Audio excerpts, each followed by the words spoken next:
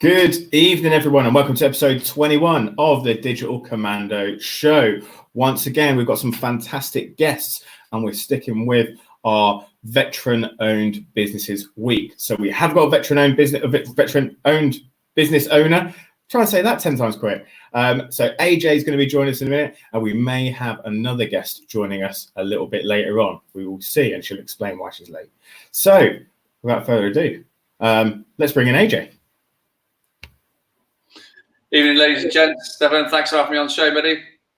No, thank you very much for joining us and taking the time today. Guys, we've got some really, really good insights for everybody watching. So all that we ask, same on every show, is if you feel that you know anybody that could benefit from what we're talking about today, then please do tag them in the comments or just share the whole video of them. We would really appreciate it. Today, we're going to be talking about motivation. But before we go on to that, AJ, just introduce yourself to everybody or some of the people that might not know you. Yeah, hi. Again, thanks for having me on. It's a great show you got going on here. I'm AJ Roberts, former British soldier from the Royal Engineers. I was in the Army 15 years, served in Iraq and Afghanistan, and now I spend a lot of my time as a sort of high performance coach. I do a lot of speaking to large groups, military groups, corporate, and I do a lot of one-to-one coaching as well as coaching in groups as well. And I spend a lot of time as well focusing on philanthropy and charity work that I do out in Sierra Leone with a fantastic charity called Malkif's Mission. So that's pretty much what I spend my time doing, is helping develop other people via coaching, speaking, and also my podcast, the Best Version of You, because I'm a big believer in constantly trying to be the best version of yourself on a day-to-day basis. And if I can share that message and help more and more people do that along the way, then then I'm winning, really. So that's me in a nutshell. Awesome, thanks, AJ. You just mentioned there about the Malkif mission that you've been working with. Can you tell us a little bit more about that and the work you've been doing? Yeah, so a friend of mine from the States went over to Sierra Leone last year, and I've seen her photos and that on social media, and I thought it was amazing the kind of work she was doing and the help that she was providing along with the charity. And the charity Malkif Mission International focuses solely on the amputees, the rape victims and war victims and their children from the civil war that was over there between 91 and 2002, where hundreds of thousands of people were brutally murdered and amputated and just butchered. Really, it was disgraceful, kind of what happened. So the charity helps these people because they're kind of like the forgotten people. So obviously the people that got over the war, and even the people that ended up doing the butchering and had really serious mental health problems, kind of got brought back into society, and the amputees and the rape victims and their families, kind of really got forgotten about. And then the nation as a whole over the years kind of got forgotten about, how society kind of forgets about, bad catastrophes and stuff like that over time. There's no media, there's no British troops on the ground. So they're kind of like the forgotten land. So Malkif is now in its 12th year, helping these amazing people. And when I seen my friend Nicole's social media post, I was really drawn to it. And then at the time, Faith, amazing person that she is, devotes her entire life to this cause that she runs. It's a non-profit charity. She contacted me through my friend Nicole, and we got talking. And I said, look, I'd like to come over and offer, what I can do and how I can help people from a sporting and coaching background. Obviously, being a British soldier, and Sierra Leone being part of the British colony, that we're very favoured over there. And I've been on the ground in Afghanistan and Iraq and places like that. So seeing poverty and stuff like that wasn't going to be new to me. And I knew that from the start. So I got the opportunity to go, and I jumped at the chance, and, spent a lot of hard nights and days slogging it, trying to raise funds before Christmas, which is really difficult. Probably put the worst time of year to try and raise funds to go to a foreign country and help people, foreign people, regardless of where they are. A lot of people around Christmas time are kind of like, charity starts at home, and they're squeezing the pennies because of Christmas time and stuff, which, I totally understand. Same as corporate sponsors. And I lost out on a corporate sponsor at the last minute. So we ended up having to fund a lot of money ourselves and that, which was a bit of a bummer.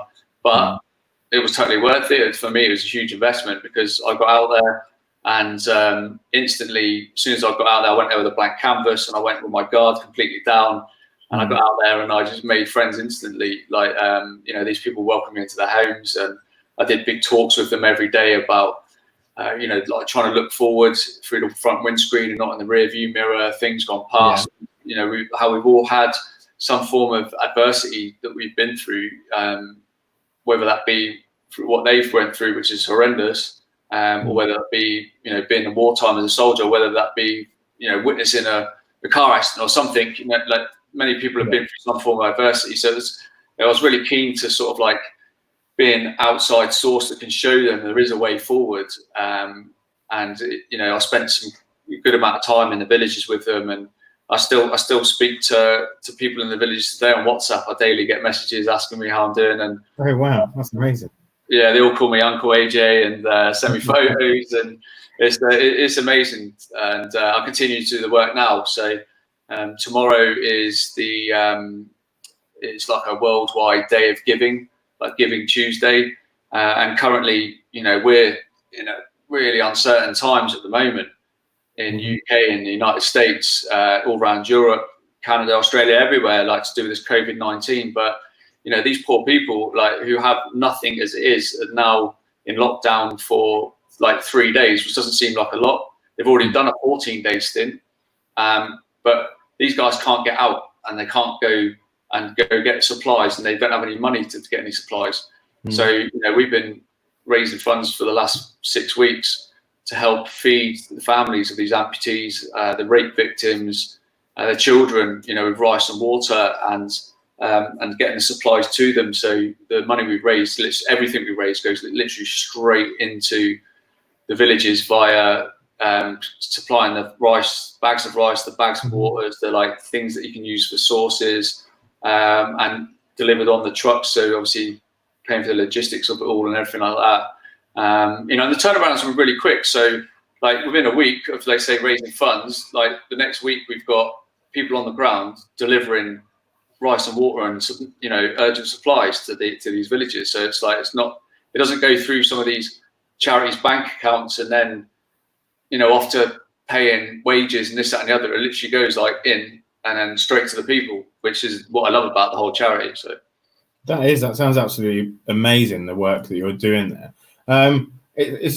We've got a question come in, and I'm going to ask it. It's Sarah Gibson's asked. I'll pull it up on the screen actually, which is quite strange. I'm going to say why I found this quite a strange question. Is there a particular person who's inspired you, a celebrity, a friend, or a family member? Now, before you answer that question, I think what you're doing is quite inspirational. I'm quite inspired by the story you just said then, and all the work that you're doing. And I think many other people would be. I think it's absolutely incredible work, and hopefully that will inspire other people, especially tomorrow. You just mentioned Giving Tuesday. Hopefully some people can go out there. And I've just dropped the link that you sent to me earlier on. When they go to that link, what will they find? So that the link will go directly to the Malkif mission Just Giving page, I think it is, or no, GoFundMe page, sorry, that Faith has set up, and it's for Giving Tuesday, and like I said before, any money that's raised literally goes straight to the people on the ground, and that's via right now is via rice and water and desperately needed supplies, because the people are locked in the houses. And what people might seem to forget as well, from an amputee point of view, they can't just say, oh no, thanks for this money, I'll go to the shops and get some food. They can't carry anything, because they're missing a leg, they're missing an arm or a hand, and stuff like that. So it's really difficult. So all of the logistics and everything is all carefully organised through the pastors who kind of are the leaders in the little villages and that. So they have a little command chain, which is really cool. It's all very well respected, and they all help out. So yeah, it all goes via them.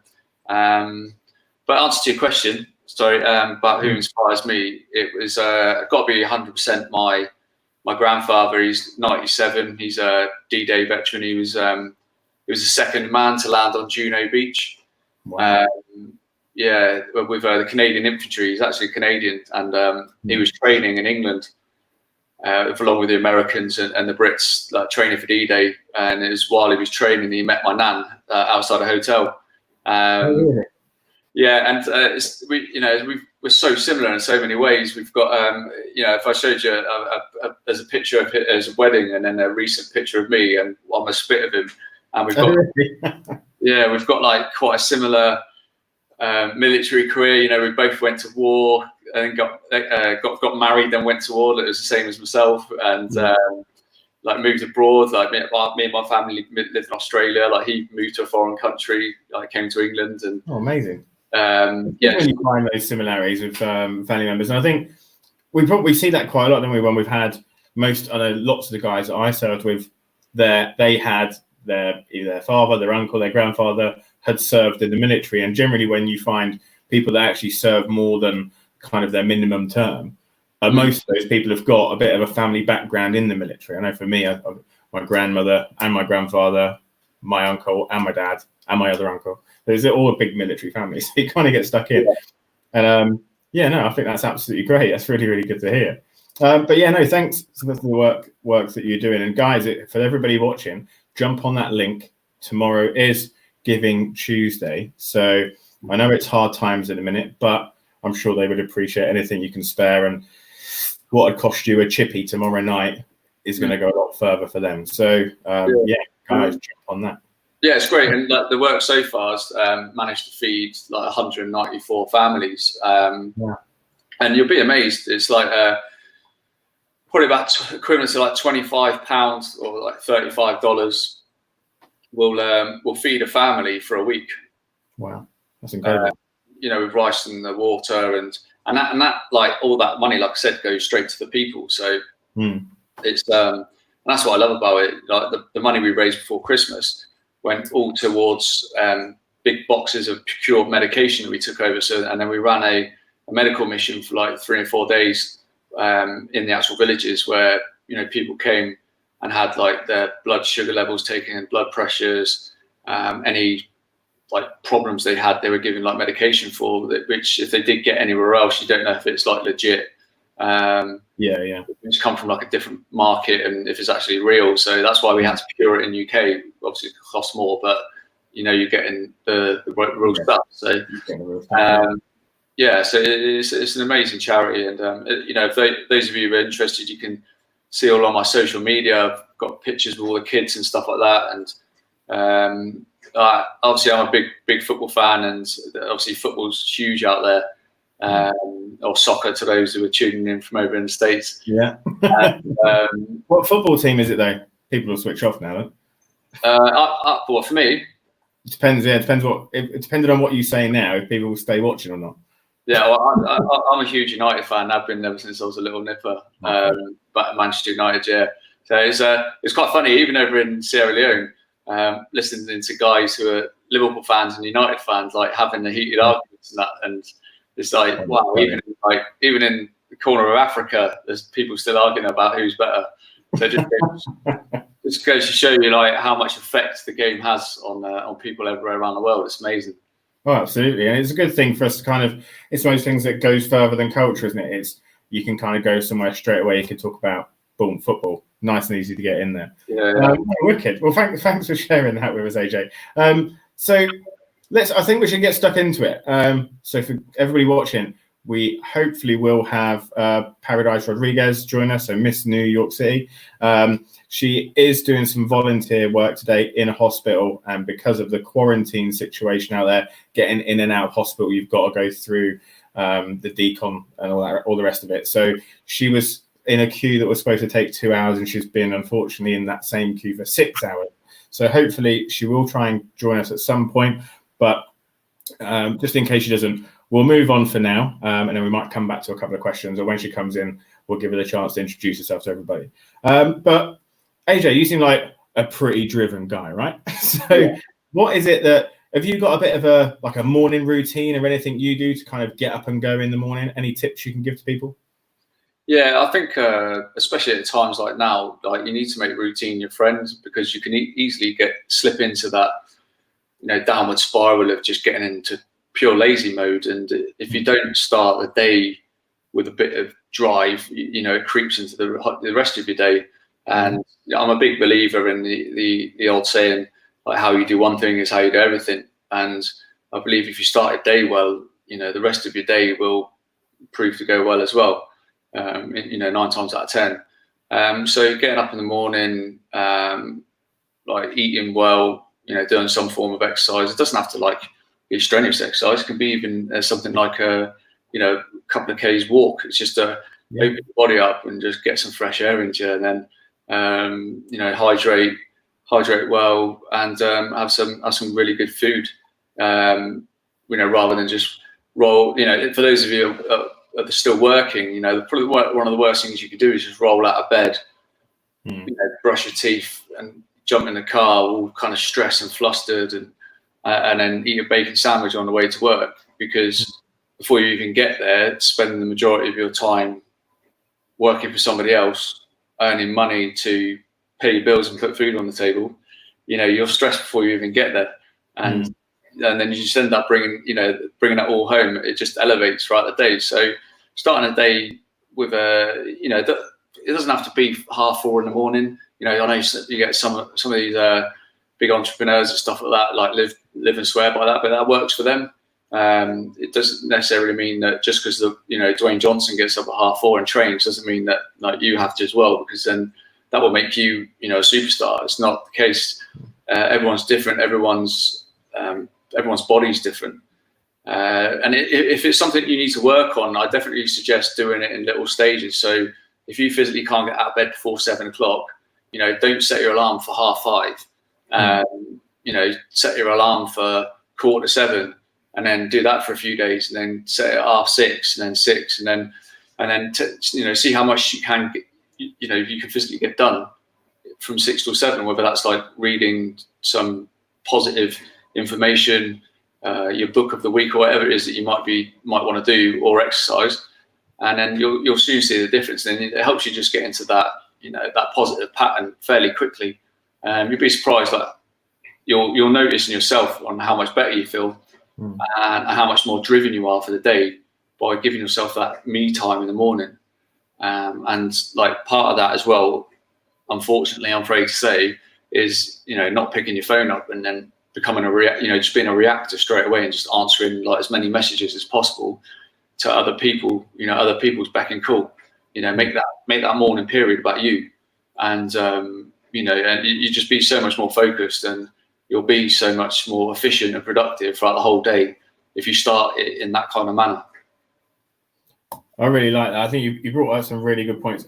I completely agree. Routine is definitely our friend, and making small changes. It's not a case of, for some people, I totally agree 100%. If someone's used to getting up at 7 or 8 o'clock in the morning, and they go, right, okay, I'm going to get into this morning routine. I'm going to get up at 5:30 every morning, and they go from like 0 to 100. This is why they always that routine fails. It's like New Year's resolutions. I'm going to try and do something. Well, whenever you try and do something, you always fail. I do the same as these entrepreneurs, to be fair. I do like a really big morning routine. I did it this morning, and it was mental. Like, normally my morning routine is maybe an hour or so, and I decided to add a few extra bits into it now. But it's a lot of commitment. You've got to do, like, for me to get through all of my morning routine and then start work, it's like 3.5 hours. It's mental. When you add the workouts in, meditation, reading, and everything else that goes along with it, it's quite a lot. It's a real kind of commitment, but you feel absolutely brilliant for the day. I would definitely recommend people do it. Well, the thing of that is that it's not initially. It's people say like, well, that's not for me, or you got to do what's right for you. Yeah. But the positives massively outweigh the negatives in terms of like rolling out of bed and just throwing some clothes on. Like, whether that your morning routine might only take an hour, but if what you do in that hour sets you up for the rest of the day to be twice as efficient. There's so many more pros than cons So it's just a no-brainer. But it's just people finding what works for them. That's all.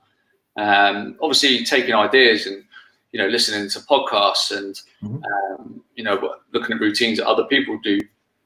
There's nothing wrong with that. But just do what's right for you at the time, and it's going to help you in your journey for what you want to do.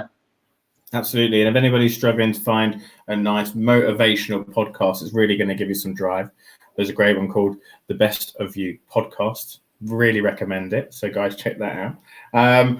But yeah, I think if people are struggling, try and find like an accountability partner. This is a really good way to do it for people that struggle. If you've got a friend and you're both in the same situation and you want to get into a morning routine, then figure out a routine that fits both of you and then become accountable to each other. So phone call in the morning, right, you ready to go? Yeah, I'm good to go. Bang. And then you get onto it. And that works really, really well. That's how I kind of started out. It's me and a guy called David down in Bicester, who runs a recruitment agency. And we decided to do it like that. And that worked really well for us. So, try and think about doing it that way. And I totally agree with positive influences in the morning. So if you can avoid looking at your phone, then please do. Do not watch the news. Do not wake up and look at the news. It's the worst thing in the world. It's not nice to see at the minute. There's nothing. I haven't seen any good press apart from Love Island was cancelled. But apart from that, there was no good press. So don't read anything. That was the best news I've heard for the last few weeks. I know that's the only good news that's come out of the news, out of the media in that I can remember for as long as I can remember now. But no, AJ, wicked, some fantastic points there. The next point we're going to go on to today is, I've lost it. We did morning routine. Right, we're up, we're ready, we're good to go. Now, what is it? Is there something that you've got or that you kind of drill into yourself that keeps you consistently driven? Or have you got any advice for anybody that's kind of feeling maybe a little bit lost at the minute? They've kind of got a bit of get up and go in the morning, but then they're starting to lose motivation within the day? It all depends on what you're doing, I suppose. I think you need to have a goal. You need to have something that you're focusing on and you're driven towards. So I think, one of the first things you need to go is write those goals down. By making yourself accountable straight away, you're going to be accountable to making the necessary changes or whatever you need to do to reach those goals. So do that first. Just make sure that you know what your goals are and where you want to go. Then one good thing I do is, and I've only done this in the last year, because I used to be terrible for scheduling and trying to do too many things at once. I used to my wife used to say, look how many tabs on the screen you've got. I used to have 20 tabs open on the screen. Oh, no. And I was like, oh, crap, what am I going to do? So one thing I've got very good at now is making five priority tasks for the day, every single day, and only focus on them. And then once those 5 priority tasks are done, then I can, I'll reply to other emails and stuff like that, or messages and things that people want from me. But I always make the 5 priority tasks first thing I do for the next day. I always write down those tasks that I want to achieve the next day, without fail. And it's really helped me massively to focus and to not multitask, because we're so much less efficient when we multitask. I don't care what people say. We really are. I haven't met anybody that says I'm an absolute ninja multitasker.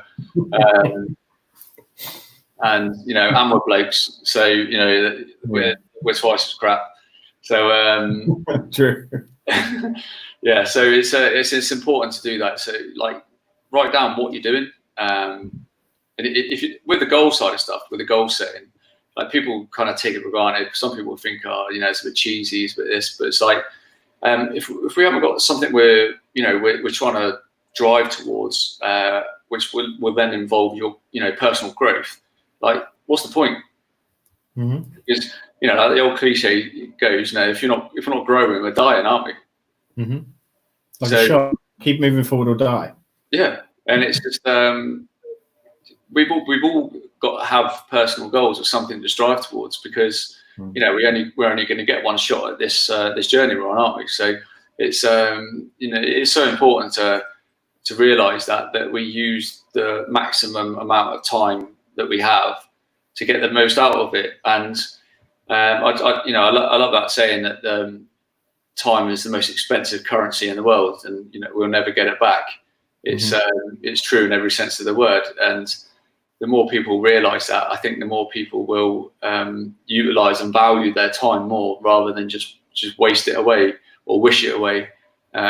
Especially at a time like now, there's so much opportunity at the minute for people to, really focus on what you can do rather than what you can't do, because there's so much stuff at the minute that's just totally out of your control.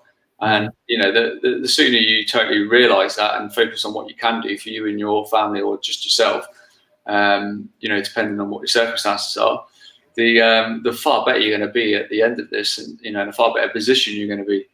And even utilising your time now to do more good than bad. Get on podcasts like this, like networking with people. That's a huge thing I've got into over the last few years, and it's so recommended to get out there and speak to as many people as possible who are perhaps on a similar journey as you, or who are doing things that you want to do, and just learn from these people, because you've got an opportunity to have a billion mentors. They're out there. You can have more. We mentioned that this morning actually on the show for people that were looking for mentors, and this is so good at the minute. Now, admittedly, there are a lot of mentors charging very, very high fees because they are very good and very experienced. But at the same time, there's some fantastic people out there that have maybe just sold their business, or are just looking to just move career. So they've run a business for years and they've decided, okay, now I want to go into mentoring, because they get a lot more gratitude, a lot more personal satisfaction from that.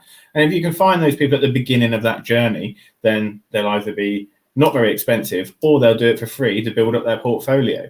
So there are loads and loads of mentors out there. And I totally agree what you said about doing the goal planning and things like that. You need to have a goal. And never did we get in a taxi and go, yeah, cool, driver, let's go. Well, where are you going? I don't know. It won't make sense. But you're right, there is loads of opportunity out there at the minute. And for people that aren't working at the minute, whether they're on furlough and they're going to be going back to their jobs, this is a great opportunity to learn. It's also a great opportunity to do nothing. Like for some people, when I say nothing, I mean literally nothing. But if you're at home with your family and you're in your 30s, 40s, 20s, whatever, it's going to be another 30, 40, 50 years before you're going to get this much time off in one go to spend with your family and stuff like that. So take advantage of that time to spend it with your family, because we can look back on it in a few years and go, well, I could have enjoyed that a little bit more. Or learn a skill. This is a great time to learn a skill. Learn how to do Facebook advertising for your business. There's a great academy that does it. Really recommend that as well. Or learn a language. If you've always been wanting to learn a language, learn how to play the piano, grab a guitar, whatever. Just do something. At least nobody wants to look back after this situation and go, oh, nothing good came out of that. And the worst thing I hate about a situation, and if people don't like what I'm going to say, well, suck it up, buttercup. Because basically, if you're sat there now saying, oh, well, I'm just going to wait for the storm to pass and everything to go back to normal, it's not going back to normal. It's never going to be normal again. We're going to go back to a new normal. Everything's going to be different. So we may find ourselves coming out of lockdown, and for all intents and purposes, we could end up going back into lockdown later. So it might even come back. So for now, try and prepare yourselves for a business, set yourself up for a business that can run in this kind of situation, rather than go, I won't make any changes yet. I'll wait for the storm to pass and then we'll just go back to normal, because I don't think that's going to happen. And if anybody does that and they do it and we do end up going back to lockdown, then you've got no one to blame but yourself, unfortunately.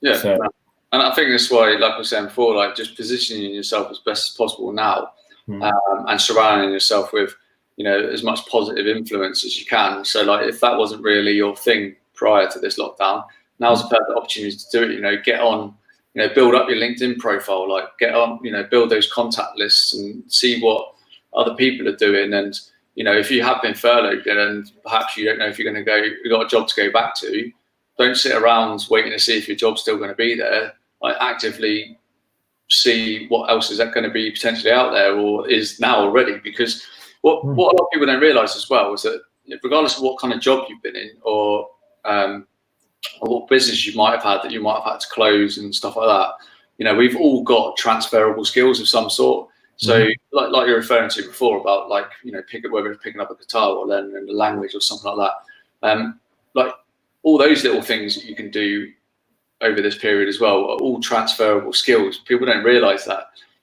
It's not a case of like that being a good guitarist. It's being able to, you know, you've actually got a very good photographic memory because you can learn the chords very quick. Do you know what I mean? And it's but people tend to forget that. It's all like our motor fitness is just as important as our physical fitness.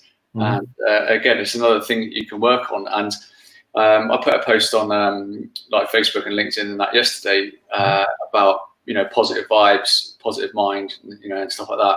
And I said that, like, we are what we allow our brain to consume.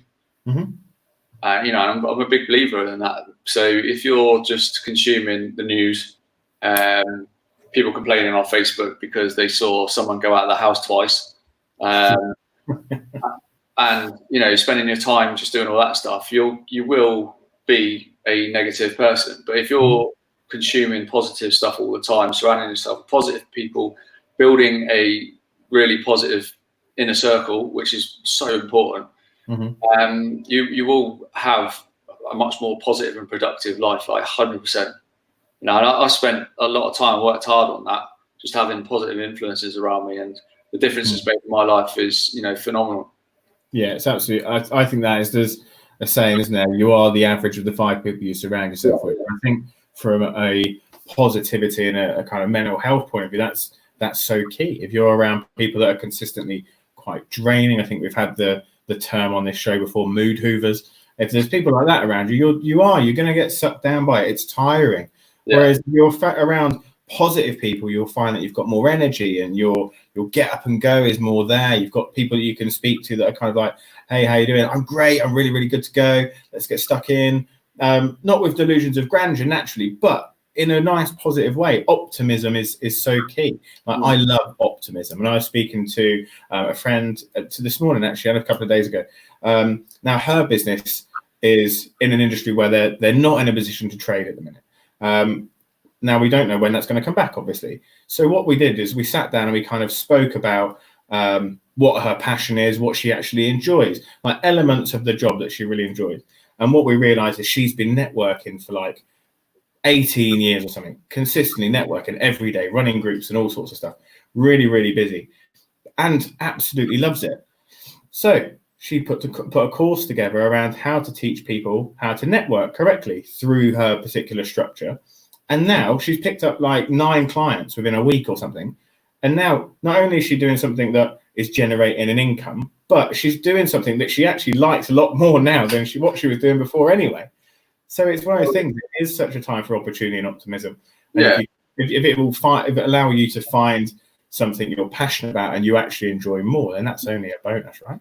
Well, yeah, and you hit a few key points there. Is the fact that she's found something she's passionate about. B, she's adding value, which is key. And C, she's almost solving a problem for a lot of people. You know, they're 3 like key elements to like any successful like business or venture.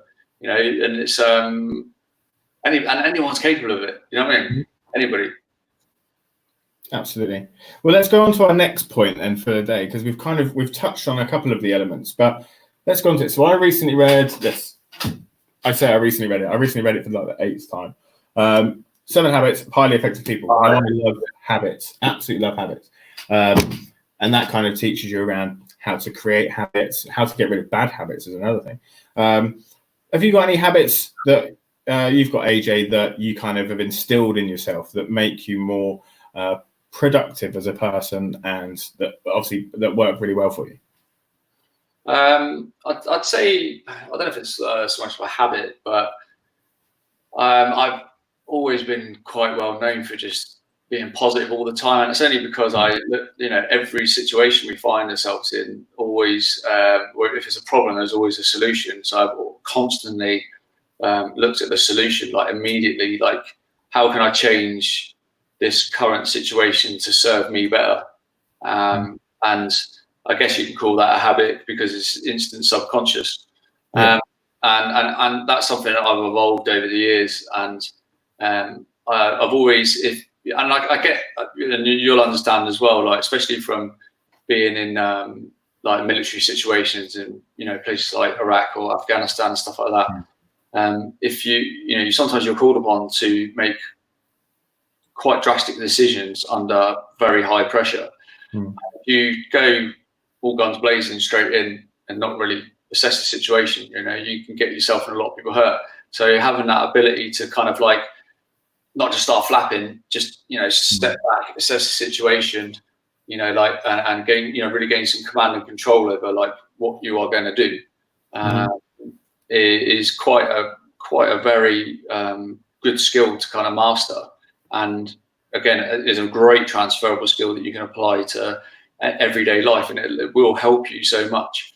So I'd say, definitely a habit for myself is just I always look at the positive outlook on every single thing that comes my way.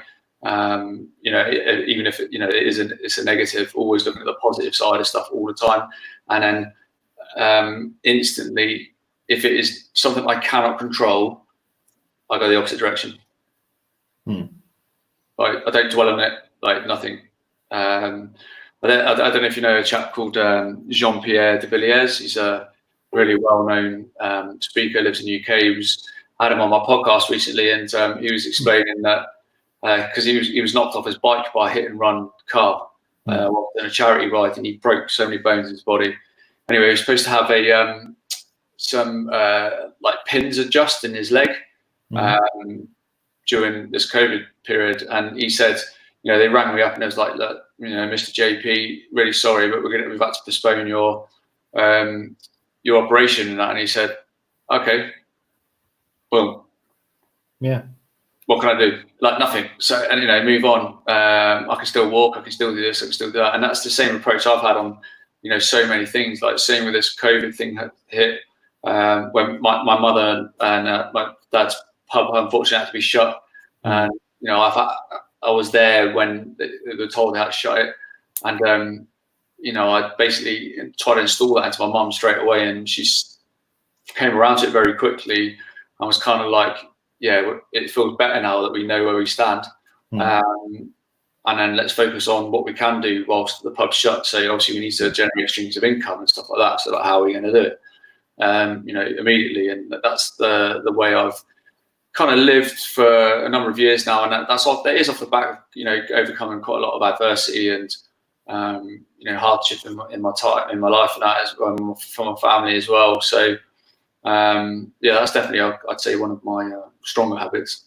I think it's a great outlook. I'm very similar in this. I think we both share that quite well. Is I always look exactly the same, and I love what you said there about if there's something you can't control, then literally, boom, done. Because I say that to so many people. Stop worrying about something that are completely out of your control. You can worry about it all day, every day. But if you can't change the situation, then why are you stressing yourself out about it? So I'm like that. I'm just so chilled. My girlfriend hated that. But such a true story. I just like, can't do nothing about it. Chill out. Which I think it's a great quality to have, I think.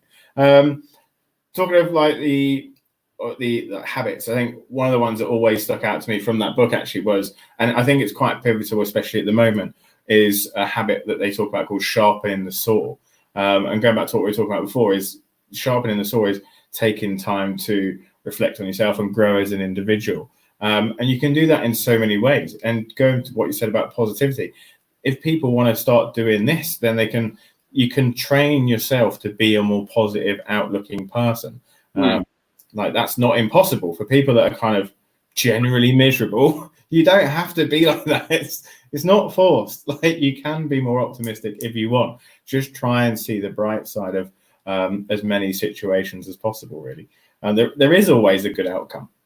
I think this is the thing. Now, in the military, we're taught to improvise, adapt, and overcome, aren't we? So for us, it's if there's a challenge and we need to get to the other side of that lake or whatever it is, and we haven't got any equipment, we will find a way. It's nothing's ever impossible. It's always, there's a way. We've just got to kind of figure it out. I think doing command tasks and things like that was kind of part of that. Some of those things seemed bloody impossible, didn't they? So tasks were like, that is impossible. How am I going to get a barrel out of there with a piece of rope without knocking it over? Like the old circle one. I always remember that one. And actually, when you know how to do it, it's quite simple. Yeah. Like it's a case of improvising that and overcome whatever the issue is that you've got. And businesses are doing this now, and it's really, really nice to see so many businesses helping each other and passing on their knowledge and expertise, whether that's at a reduced rate or free. I know there's lots of advice going out there at the minute. I would be careful what you listen to, but in most cases it is very good quality that people are getting there. So I think we talk about this when we talk about content and things like that, and I think we've got a couple of minutes, so if you're happy to talk about that, we will, because I know you create quite a lot of content. So for content going out at the minute, I'm talking about, we constantly say, right, just make sure when you're creating content for people, especially if you're a business and you're still putting stuff out there, regardless if you're still selling or not, make sure, and we've actually been saying it for years, it's not changed, try and add value to people with your content. This will build more of a relationship. They'll get to know you, they'll build a bit of rapport with them, and if you're in a position to sell them later on, then you can sell them something, and obviously it all comes back that way. But we all, right, try and add value. Is there anything, because I know you've got fantastic content, AJ, is there anything that you kind of stick to with your content, or any advice you would give people that are trying to put stuff out on social media in a minute?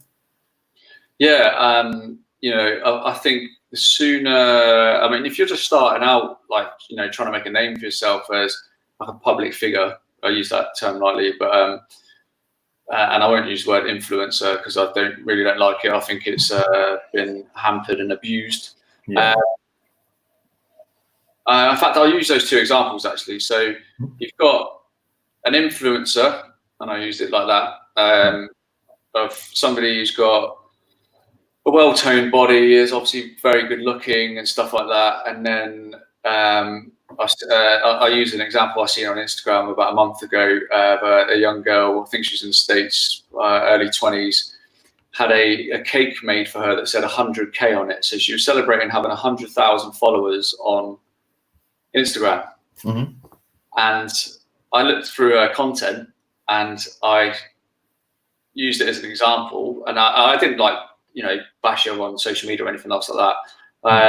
I basically used it as an example to say, like, this person's got 100,000 followers, and honestly, it would be because of the way she looks. So she'll have a lot of guys and girls who think she's super hot and just go, cool, yeah, I'll follow her. Mm-hmm.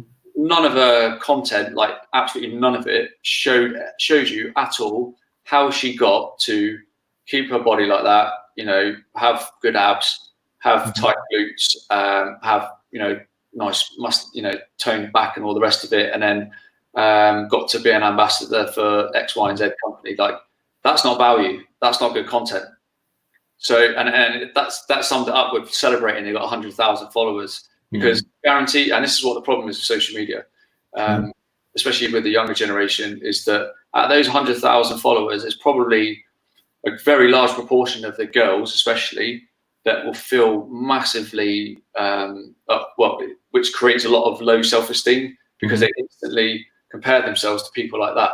If that person was a real influencer, somebody who actually adds value, that person would be showing all their followers like how they got like this, their mentality, their mindset, like what it takes to, work on yourself daily to be like this, not just show the best 2 hours of your life, which is a lot of these young influencers are doing.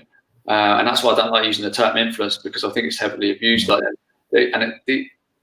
This period right now, I listened to Gary Vaynerchuk on a Ed Milet podcast the other week, which both absolutely love. And he was saying, like, this period we're in now has massively caught out these influencers, because all of a sudden they didn't have content in the first place, and now they've got nothing to really post about. Yeah. They're not no brands to stand there and promote, because they're not even, they've never even used themselves anyway. And it's quite, it's quite sad really, because like, you know, where I've done and spoke to kids and, you know, through talks and stuff like that, and if you hear a kid saying like, when I grew up I want to be an Instagrammer, or I want to be on Love Island, you're like, that's the problem that we're facing at the minute. Because of this large number of people that call themselves influencers. So when it comes to content, you know, you don't need to make yourself like suddenly become a big fish in a small pond. What you need to do is like, you need to be 100% authentic, mate. Like, and I can't stress that enough. Like, just be your authentic self. You don't have to plaster all this stuff on your face and get injections here and injections there, and, you know, try to be anybody else. The sooner if you want to deliver content, just acknowledge the fact that, you know, there can only ever be one you. Like, you cannot be anybody else, and nobody else can be you. So the sooner you realize that, the sooner you'll be your authentic self, and then you know what your strengths are, you know what your weaknesses are, and if people see your authentic life, that's what people want to follow. You know? People don't want to follow all this fake crap and pictures. You know, me standing, you know, you don't see me standing there taking a selfie in front of a Lambo, passing it off as mine, or waving a big pile of fake cash and all that kind of crap that you get these idiots doing. It's you know, I show people real content, you know, and stuff that actually makes it, you know, will help you make a difference to your daily life, or whether it's even something to do with your routine, anything. You know, I think young mums are brilliant at this. Some of them are amazing at it without even realizing, you know, because there's millions and millions and millions of young mums out there that might find this period, that, you know, the early period, really difficult. My sister-in-law is fantastic. She's got 3 young boys and she's posting stuff every day on social media and that, and I'm like, this content is awesome. Like, and she doesn't even realize she's doing it. And that's because that's what people want to see, and that's why the guests that I get on my podcast, for example, I like to call ordinary people doing extraordinary things, because they've overcome some adversity, they've been through some kind of trauma, and how they've got out of that, you know, from looking upwards, laying on their back, is so relative to millions of people out there. So that's why, you know, I love doing the podcast, because the guests share very relative information and value and content to all the listeners, because you know, I've had people on there who've overcome breast cancer, people that have overcome really terrible accidents, friends that have been blown up in Afghanistan that have gone on to represent the country and all that kind of stuff. And that's what people want to see. That's what people love, you know. So if you're looking to start something, just make you know, mold whatever you're trying to start around like who you are and what value you can deliver. Like, you don't need to go and post like motivational quotes from somebody else or like any of this stuff. You know, show people you at your worst. I think that's amazing. I think you've absolutely hit the nail on the head. I agree with everything you just said. Absolutely, 100%. I think it is a bit of a worry. It does scare me, these vanity metrics that kids are trying to get likes and stuff like that. It does worry me deeply that I think there's going to be, especially like a time like now where they can't really do that so much and they're recycling old content, but also people that are influencers that rely on that for an income. And we're seeing more and more of this kind of fake influencer stuff where they're buying likes and all the rest of it, because that's quite easy to do, where they're creating almost a false facade around them and then trying to keep up that appearance. And that is very, very difficult. And I think this is where being authentic is so true. And for anybody that's not doing this, but is thinking about doing something like a podcast or a show like this, if you want to try and become a fake person and try and do a show being a character, it's really, really, really hard work. It's tiring. If you're having to put on this all the time, and you'll find that I do 2 shows a day. If I was trying to be somebody completely fake and I was putting a suit on every day and putting a different accent on or whatever, do you know what I mean? I would be knackered, because holding that appearance up, and then all my social media content would have to go in line with it as well. It's just knackering. It's so much better to be authentic rather than, like you said, the pictures with someone else's Lamborghini, or hiring a private jet in Russia for 600 quid or whatever, so you can see it doesn't even go anywhere. just so you can have a picture and look like you're in a private jet and look successful. It's all a load of crap. So I would say just don't do it. Just if you're authentic, people will like you. And this is one of the things that don't worry if people don't. They're not paying your bills. There's a talk about quotes, great quote from Gary Vaynerchuk: don't buy things to impress people you don't even like. It's so true. Like, you don't even know these people. My mum says this to me all the time, which is quite strange, like, because she knows that I do quite a lot on social media. She's like, oh, if you be very careful what you say, because you can say something wrong and then people won't like you. And I went, yeah, but for every 2 people that don't like me, there might be 8 that do. So I'm playing the odds. It's going to win eventually because we're not faking it. So I totally mirror everything you said there, AJ. I think it is about being transparent. Like, if people can be transparent as possible, I think that's key. Show the worst side of you, because people can relate to that. It's so good. And just create content that adds value to people. If you can do that, then absolute winner.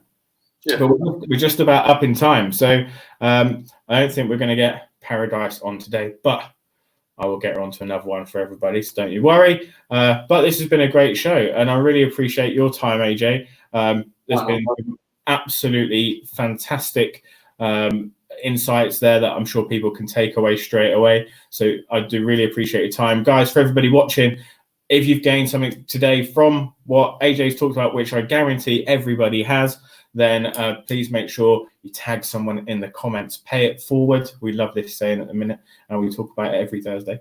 So do pay it forward and share it with somebody else that can benefit from it as well, or tag them in it, or share the whole thing with them. We will be back tomorrow morning with another show at 11 a.m. where we'll be talking about how to market yourself online with 3 more fantastic guests. So for now, we're going to leave it there. AJ, once again, thank you very much. To everybody who tuned in, thank you for watching. And remember, tomorrow is Giving Tuesday. So make sure you check the comments for a link and just donate a little bit of money. That would be excellent. Okay, guys, thank you very much. Have a fantastic evening, and we'll catch up with you all soon. Peace out.